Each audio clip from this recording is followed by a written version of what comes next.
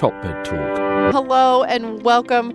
I'm Desiree Chappell, and this is TopMedTalk. We are here at Anesthesiology 2019 in Orlando, Florida. Now, this is with over 14,000 delegates, the largest gathering of anesthesiologists and anesthesia providers in the world. And I'm joined today by my co-host, Monty Mythen, Editor-in-Chief. Hello, Monty. How are you? Hey, Desiree. Great to be here, as always. Enjoying it. It's our third ASA. It is our third ASA. Yes, we are here on booth 730 in the trade exhibition. And it's been a great year so far. You actually kind of were not here yesterday, but that's okay. I'm going to forgive you. But Saul and I held down the fort, that's for sure. It's been a great meeting so far, and looking forward to a lot more great conversations. Now, we do want to thank our sponsors this year, Edwards Life Sciences. Now, they're right across the aisle in booth 727. So make sure if you're in the trade exhibition, come see us at 7:30. Come check us out on booth 7, the Edwards as well, in 727. So thank you very much. And we also want to say a quick thank you to the ASA. They've been very supportive of us this year, and we appreciate the engagement and desire to share knowledge with the world. So thank you all very much on that. Now, we talk a lot about things that are specific to anesthesia in the world of perioperative medicine. And on this particular conversation, we're going to talk about the Perioperative Quality Initiative and what the work that they've done with perioperative hypotension and some of the other topics, I guess, related to that. So we have our guest, a frequent on TopMedTalk, actually a superstar on TopMedTalk. I like to call you Andy. Did you know that? Yeah, he wasn't available today, so I've come along to pitch his.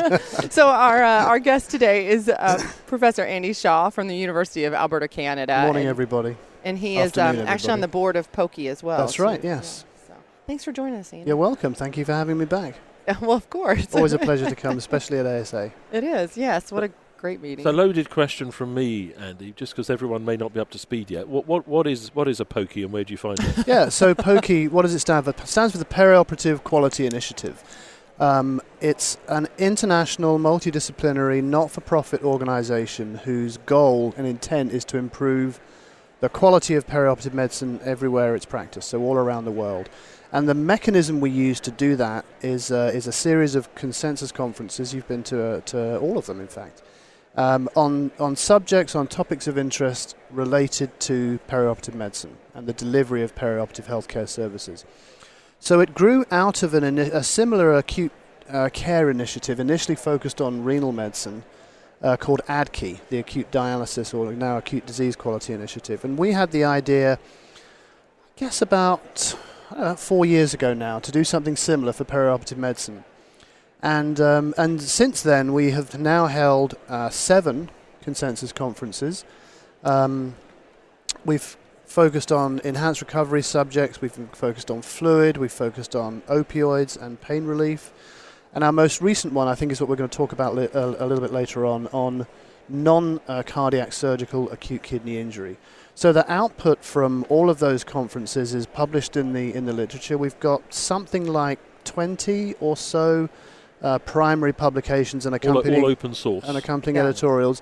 Everything is available on the website www.poqi.org, so POQI.org. And in addition to the papers being available, all of the graphics, all of the images are available open source for people to use in their educational programming, their content, their slides. And that's a fundamental tenet of the whole POQI movement, is that all of the information is available to anybody open source. But heavy on infographics, so if you go in there and grab an infographic, permission is automatic. Automatically granted. Just please please acknowledge and say where it came from. And we negotiate all of those agreements up front prior to the conference, and it's really worked well. We're starting to see some of the graphics from the earlier meetings on people's content. I saw one just this morning, and it's very gratifying to see. But the old adage, an image captures 1,000 words, is really true, and it's been great to see it grow and develop. Now, we published a series in the British Journal of Anesthesia earlier this year, which was about perioperative blood pressure measurement. So we did pre, intra, post and the physiology, which all turned out to be very, very popular. They're all open source via the British Journal of Anesthesia. Now, one of the big discussion points in that was this threshold of a MAP of 65. There's a lot of emphasis being placed on that now. And at the meeting, there was a lot of support for the MAP of 65, which came out of large data sets. But one of the questions was those data sets were dominated by a single organisation. So they were dominated by great work coming out of the Cleveland Clinic on lots of patients. But the question always was, will that stand up if you look at a broader sweep? And at the EBPOM meeting in London this year, you had a paper, one of your fellows presented, that it does seem as though that number stands up. That's exactly right. Yeah, of course. So you're absolutely right. Dan Sessler's group at the Cleveland Clinic has led the charge in this space. They've published their own data from the clinic, demonstrating exactly what you say, that a MAP of 65 for a varying period of time is associated with adverse outcomes, by which I mean death, readmission, MI, stroke, acute kidney injury, with an odds ratio of in the 20 to 25% sort of range. But the problem is it's a single centre. So our idea was to say, let's find a different data source and let's do a similar analysis but not include the Sessler group. Specifically because, as you know, one of the fundamental tenets in good science is independent replication and validation. And I felt, and I'm sure Dan was a bit upset at the time, but I felt very strongly that if we can reproduce that work completely independently, it will validate that finding and that concept, specifically in something as important as blood pressure, perhaps our most easily but infrequently modified risk factor for adverse outcomes. So we went to the Optum dataset, which is a large EMR-based data repository that from around about 2,000 hospitals, 7,000 clinics, and it's got administrative code data in, it's got fluid data, it's got medications, it's got lab values. You said US-based. It's US-based, yeah. And it's fairly reasonably spread across the country, the USA. There are a few geographical aberrations, notably on the West Coast, as I believe. Anyway, the point is that we asked the question in non-cardiac surgery, is there an association between intraoperative, the first paper, and the second paper is postoperative blood pressure control and adverse outcomes? And so to cut along, so both of these papers are currently under review in the literature. The first paper focused on intraoperative blood pressure control, has 370,000 patients was the final surgical cohort. Spread How many institutions? You can probably. So the Optum data set has 2,000 hospitals in. So more than one, which we thought was important. And I have to say, and I still don't know if the Cleveland Clinic is in that data set or not, but if it is, there are 1,999 other ones as well. Yeah. So we excluded people for whom we didn't have reliable data. We excluded anybody having a cesarean section, because that's an entirely different, extremely important, but a different surgical procedure, especially from a blood pressure control perspective. We excluded people who we didn't have a touch point in the year before or the year afterwards, because we wanted good baseline comorbidity information and then follow-up. Anybody who had a general surgical operation within 3 days of a heart operation we excluded, and then various other things that basically talk about data integrity and whether or not we had enough information to draw any conclusions. So we had 370,000 patients in the final cohort, and we examined the incidence of hypotension using 5 different definitions, which will all be in the paper. And for reasons I'll come on to in a minute, it doesn't really matter how you measure or approach hypotension. The findings were remarkably consistent. And then we controlled for demographic issues, age, gender, hospital type, location, extent of comorbid disease, and so on and so forth, and then measured the association of blood pressure control in the operating room with subsequent outcomes. And so just in the operating room, the long and the short of it is there is no safe blood pressure below 75 millimeters of mercury. 75. Yeah. The risk seems to start at 75. MAP of 75. The MAP really, the odds ratio really takes off at 65, as we've long thought. And the odds ratios for major adverse cardiac and cerebral events for 65 is 1.17, so a 17% increase in that. We think most people would agree that MI, stroke and death are important clinical outcomes. So just to pause for a second, the threshold that we eventually published in the paper in our POQI guidelines was 60 to 70. Right. I think you're saying there's no need for us to rewrite that at the moment. No, absolutely. I think the risk begins at 75, really takes off at 65, and by the time you're significantly below a map of 55, that's when the risk starts to reach the 25, 30, 35%. I think Dr. Aronson's trying I was going to say, we're bringing in Saul, Solomon Aronson from Duke University. Thanks for joining us, Saul. Thank you for having me. Andy, fascinating, and I love the cohort of 370,000. A lot of sub-analysis, are permissive when you have such a large denominator. Speaking to the methodology just for a second, the definition of hypotension, as you would allude to, irrespective of index of blood pressure, are these episodes of hypotension as one would define by magnitude and or duration, and are those patients, the 370,000 patients who had that blood pressure, managed? In other words, is it hypotension irrespective of a subsequent behavior to manage blood pressure, or is it hypotension independent of that? So the answer is yes, and yes. I was just going to say, wow. So we do. So let me talk a little bit about the exposure, which I think is what you're asking. Is how is it measured? How is it quantified? No. Where I'm driving, and so I welcome your response because it might be something I'm not even asking and should.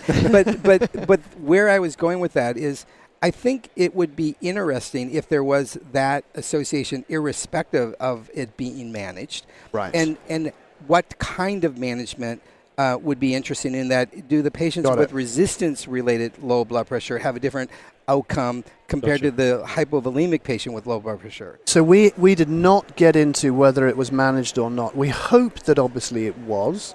But with that information is in there, we would know, provided it's documented in the EMR. I would expect it would be. And I'm sure this audience are well aware that not every single dose of niacin gets charted, but we didn't get into whether it was low and then treated or not. We did measure both the extent in terms of how low the blood pressure goes for how long.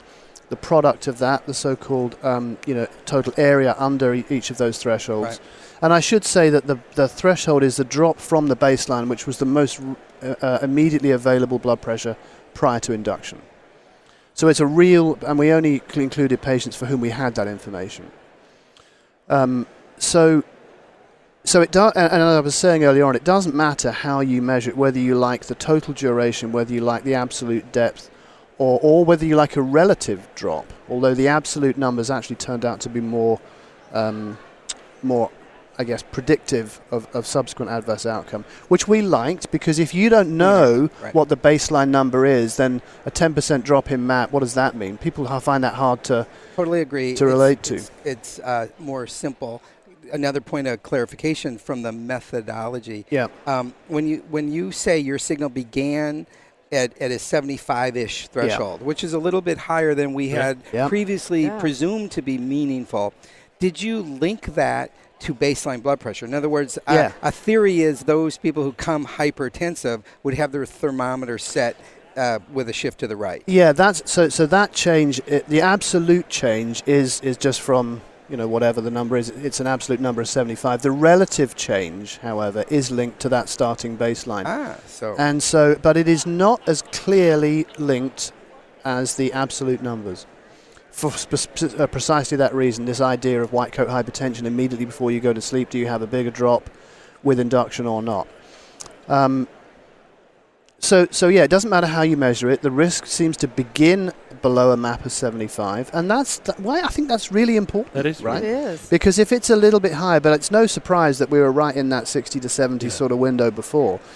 But here comes in a completely independent, we think, but I would say that, I'm the lead author, methodologically very tight, observational study to look at this hazard, because it's modifiable, because it happens in every operating room around the world.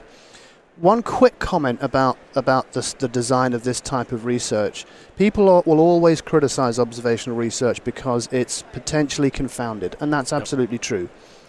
When you look for a hazard like this, it's much more robust to confounding than when you look for a benefit, because physicians, nurse anesthetists, perioperative healthcare providers never set out to do harm.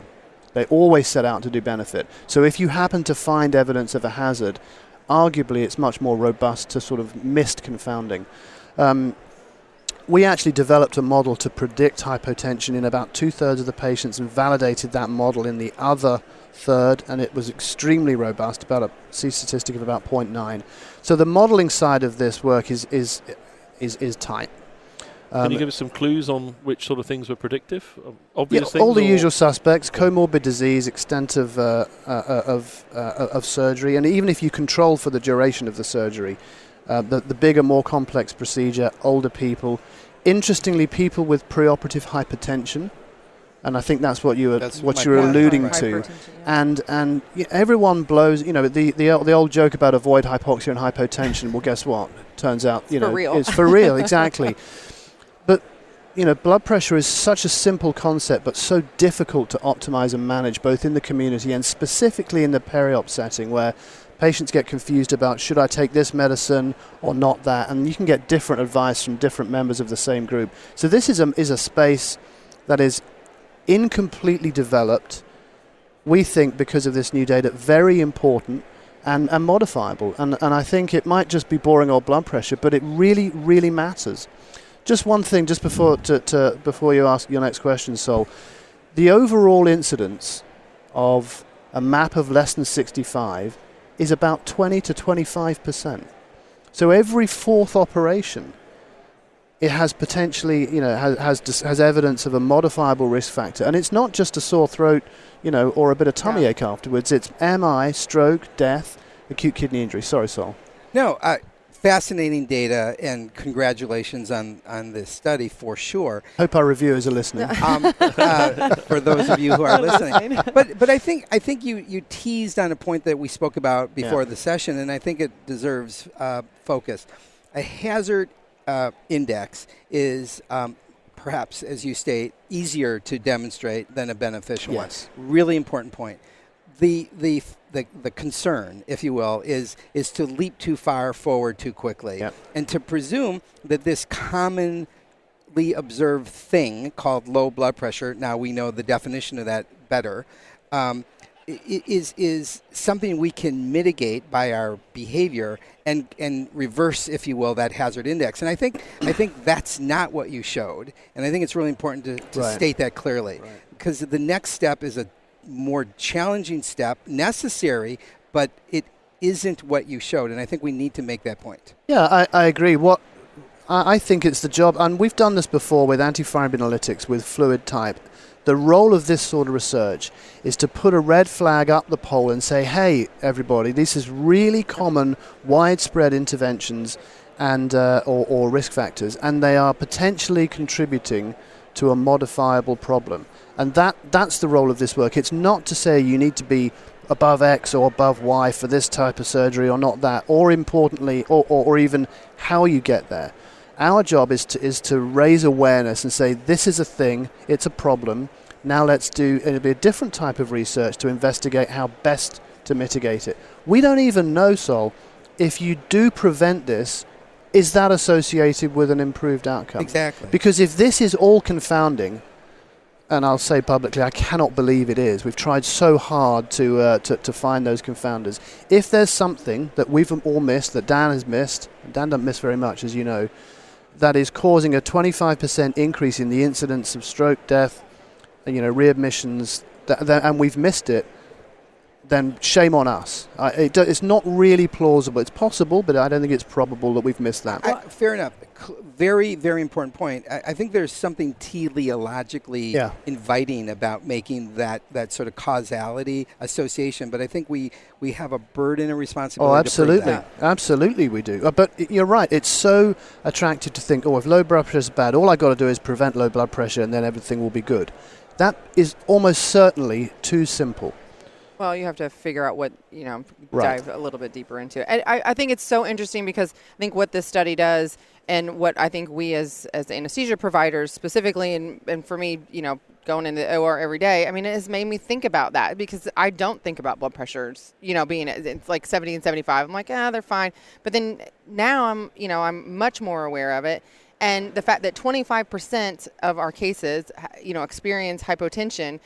Sometimes you'll be like, oh, I'm so surprised. But if you think back to it, I'm not surprised. I know this. So the other paper, the partner paper, if you will, focuses on post-operative hypotension. Because this first paper just looks at intraoperative hypotension. But everybody knows you put the patient in PACU and then off to the floor, and then nobody pays attention. We're gone. So we found a cohort of patients, about 16,000, who were hypotensive both in the OR and in post-op, but another 70,000 patients who only became hypotensive post-operatively. And so I'll give it a little bit of it away. Most of it occurs in the first 12 hours. The outcomes are exactly as bad. The odds ratios are exactly the same. I would have thought, my hunch would have been it would have been worse. It's not. It's in the 15 to 25% sort of odds ratio range. So even if you're not hypotensive in the OR and you go off to the floor and you become hypotensive, still a problem. And if you're hypotensive both in the OR and in recovery, then it's not just an additive problem. So there is a little bit of interventional pilot work in that space, right. which I've shared before on behalf of Guy Ludbrook and Bernard Riedel. They did this longitudinal study in Australia, which I've seen the results presented, where they had all their major surgical patients going back to the floor, and they were getting very few METS calls, very few alert calls. So it was rare that somebody apparently was deteriorating on the floor. They then kept them all in PACU for 24 hours, and 1 in 4 people had a METS call, and it was most commonly a blood pressure drop that they then treated with fluid followed by pressors with monitoring, and outcomes were dramatically better. Yeah. It's only a pilot study, but that sounds like a smart study design. Yeah, absolutely. So once again, it's not okay for us to just drop people off in PACU and then wander back to the OR. Someone needs to be paying attention, and I think, we're perioperative physicians, perioperative care providers. That is our responsibility. It doesn't just stop at the door of recovery. If Sol comes back in, do you think the potential is that we could filter that 25% out, because then looking after them very carefully is a better value proposition, even if we filtered half out?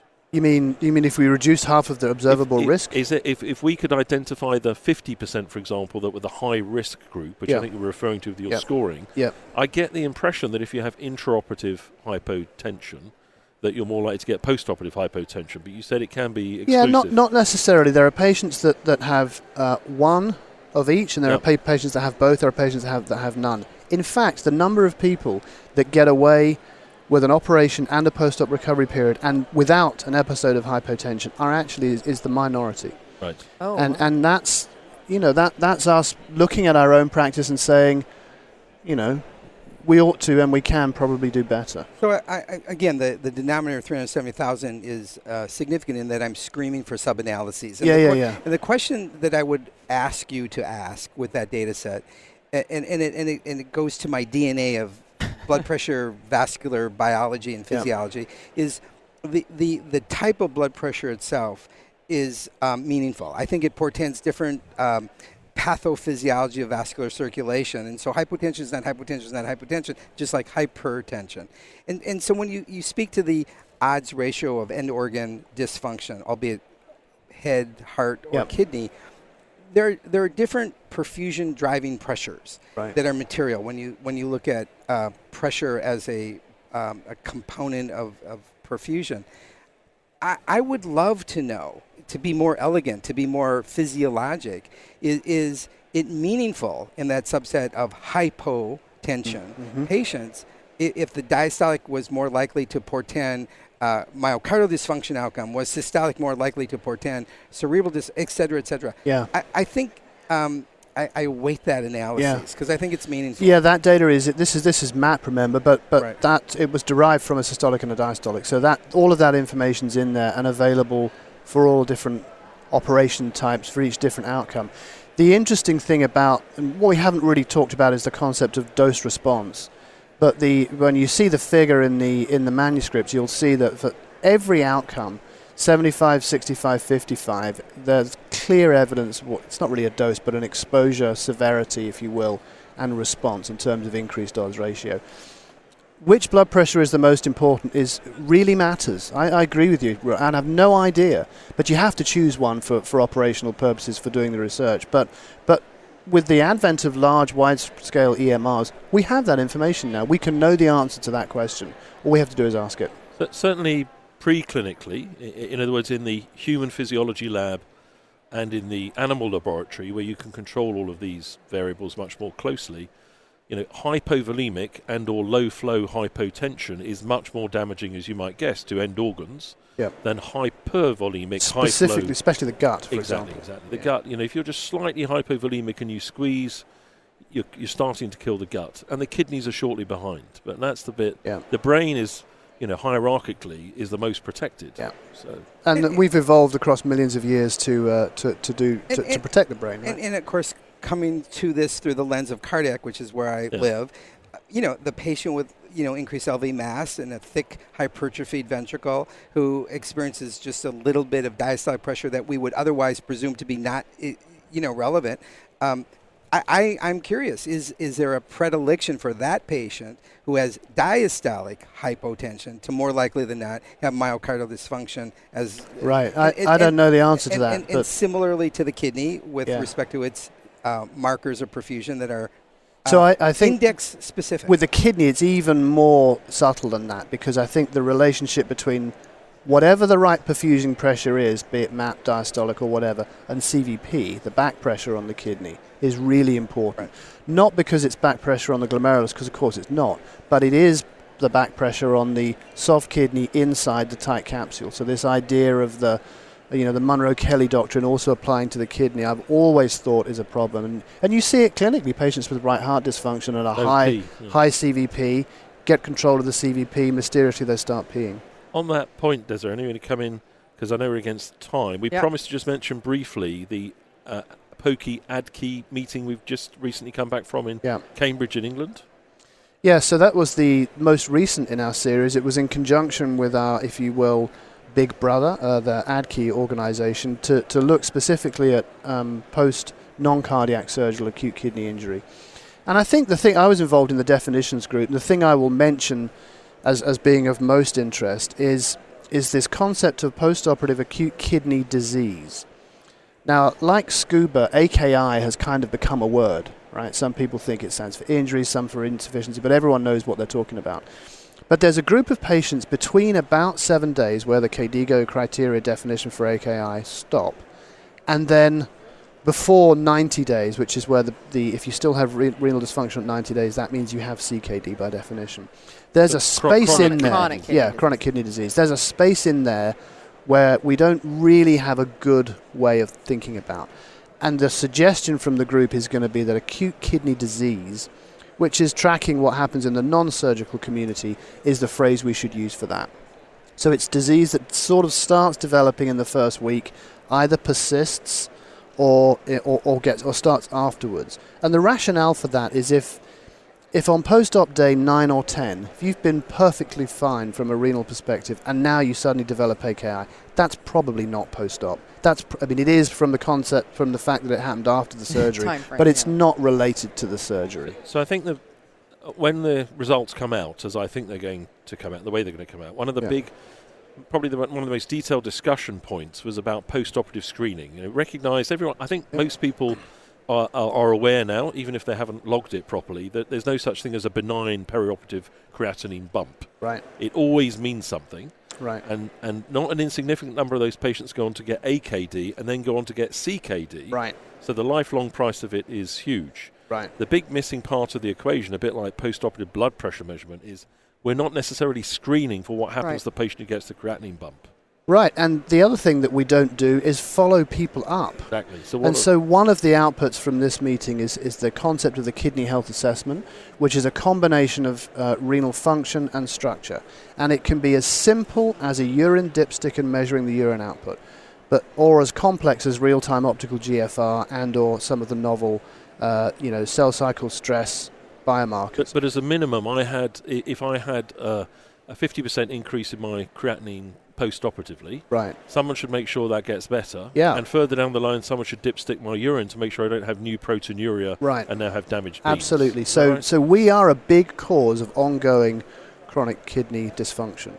And this meeting and this idea of AKD and the kidney health assessment, the combination of structure and functional assessment, which can be, if it's a dipstick and a measured urine output, you can do that anywhere in the world. So it's agnostic to income level, if you will, but conceptually still valid. And you could do it for yourself, can't you? Yeah, absolutely. Pee in a bottle and absolutely. Go buy some dipsticks and you know, exactly as you say. They're on Amazon. And if I could just sort of connect the dots of a topic that's near and dear, perioperative medicine is population health, as you know, demonstrated and by this. Very few things demonstrate that clear relationship better than this. The depth and the ugliness of the scar of AKI becoming AKD and then CKD. Right. It's a really ugly scar, and you don't feel it, and it doesn't happen to you often for a few years to come.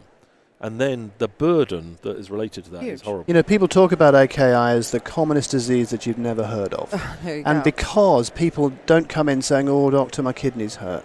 You know, and that's a real problem. You know, this concept, people tried to talk about renal angina to try and demonstrate, you know, the fact that there is this pre-stressed or pre-injury syndrome which can be picked up but only if you look for it. Yeah, and we definitely don't do enough of that.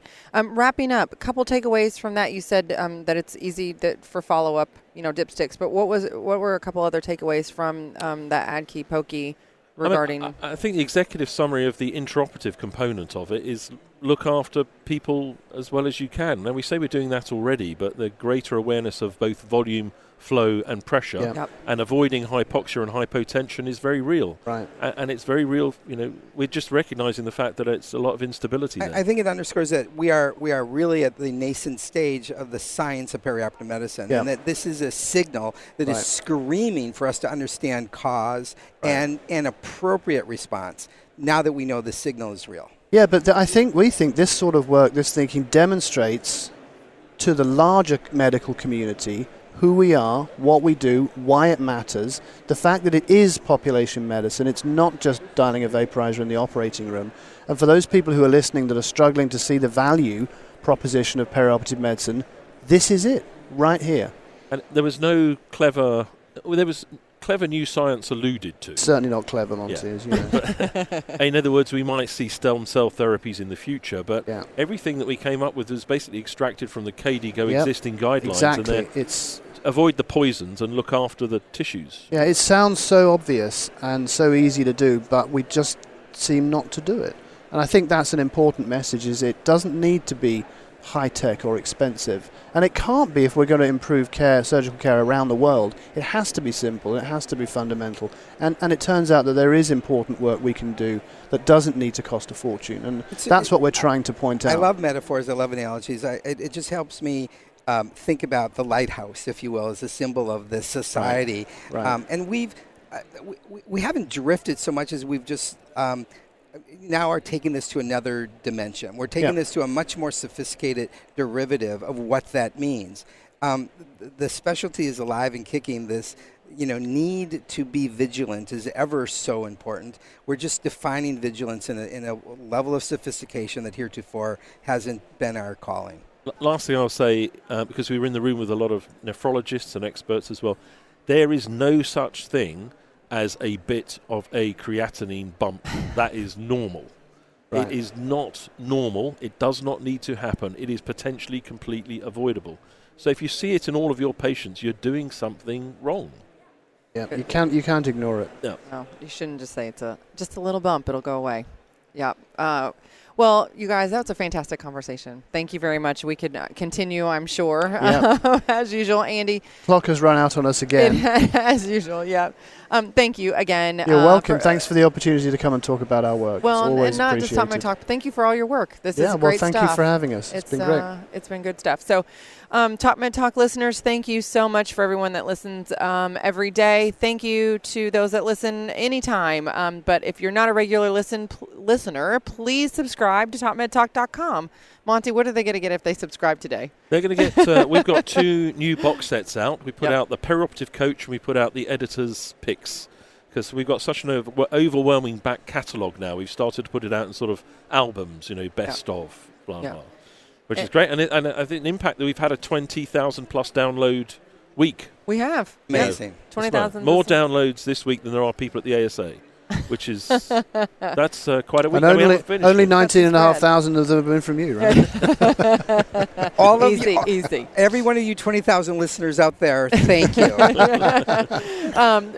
So be sure to subscribe to our newsletter and follow us on social media and all those good things. We're around, and we'll be back with you at 1 o'clock today with Mike Scott. Thanks so much for listening. Super. Cheers. Thanks. TopMedTalk. Just a quick reminder, subscribe to TopMedTalk. We're a daily source of news and conversation focused on perioperative care. We bring you all the latest talk from all the major conferences in the perioperative space. We can also be found on Twitter, Facebook, LinkedIn, Instagram, and we now have a free mailing list with special offers and additional goodies for subscribers. Go check us out at TopMedTalk.com. That's www.topmedtalk.com.